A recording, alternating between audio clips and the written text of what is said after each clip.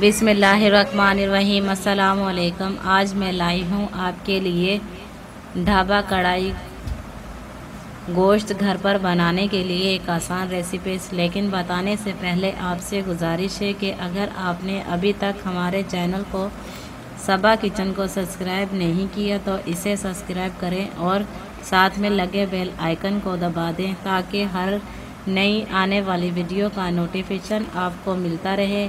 आइए सबसे पहले बताती हूँ इसकी अज्जा।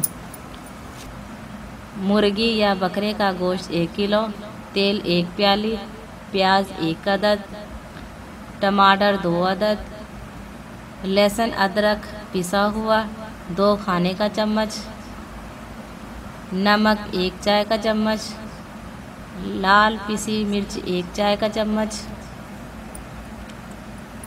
भुना कुटा साबुत धनिया और भुना कुटा जीरा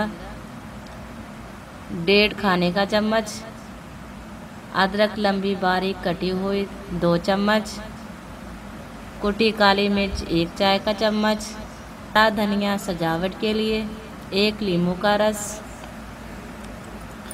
अब मैं तैयार करने की तरतीब बताती हूँ। सबसे पहले ऑयल गरम करके प्याज को लाल करें, फिर इसमें मुर्गी डालकर भूनें। हल्की सुनहरी हो जाए फिर अदरक लहसुन पिसा शामिल करें। हल्का भूनकर बारीक काटे टमाटर डालकर इतना भूनें कि टमाटर गल जाए और छिलका नज़र ना आए।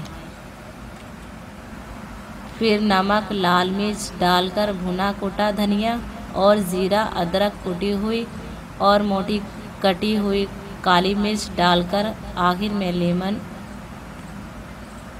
नींबू का रस डालकर दम पर 10 मिनट ढककर छोड़ दें।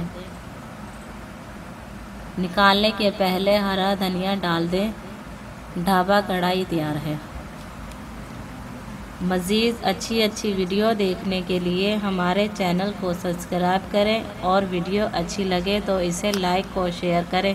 शुक्रिया।